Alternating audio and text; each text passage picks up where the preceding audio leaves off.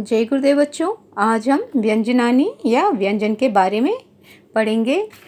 इसके पूर्व में हमने स्वर के बारे में पढ़ा था कि स्वर के 3 भाग होते हैं, ह्रस्व, दीर्घ और प्लुत। आज हम व्यंजन के और उसके भेद के बारे में पढ़ेंगे। तो व्यंजन अर्थात जिन वर्णों का उच्चारण स्वरों की सहायता से होता है उन्हें व्यंजन कहते हैं। ये जो व्यंजन होते हैं ये स्वतंत्र रूप से उच्चारित नहीं होते हैं। ये इनकी सहायता के लिए हमें स्वरों की सहायता, इनको उच्चारित करने के लिए हमें स्वरों की सहायता लेनी ही पड़ती है।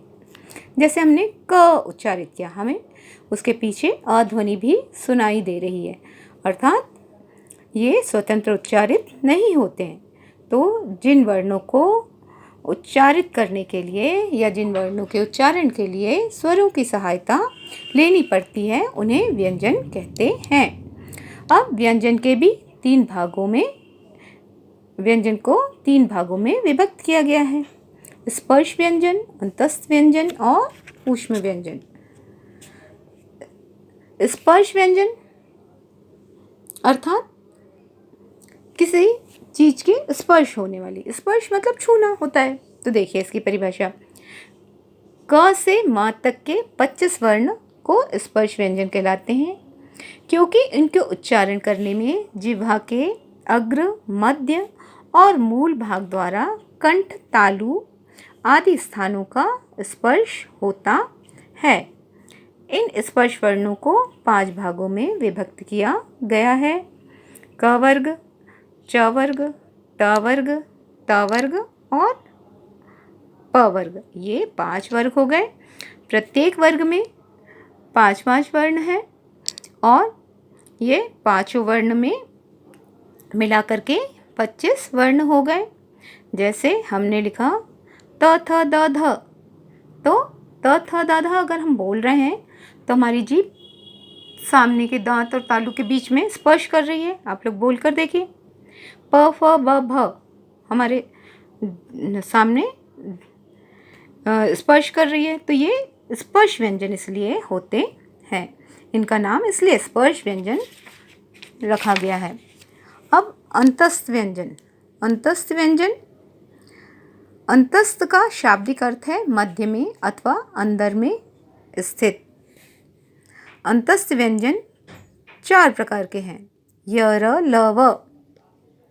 अंतःकरण से भी ये अंतस्थ वर्ण इसलिए कहे जाते हैं क्योंकि ये वर्ण स्वर और व्यंजन के बीच में अथवा स्पर्श और ऊष्म, ये भी व्यंजन के प्रकार हैं, स्पर्श और ऊष्म के मध्य में होने के कारण अंतस्थ वर्ण कहा जाता है।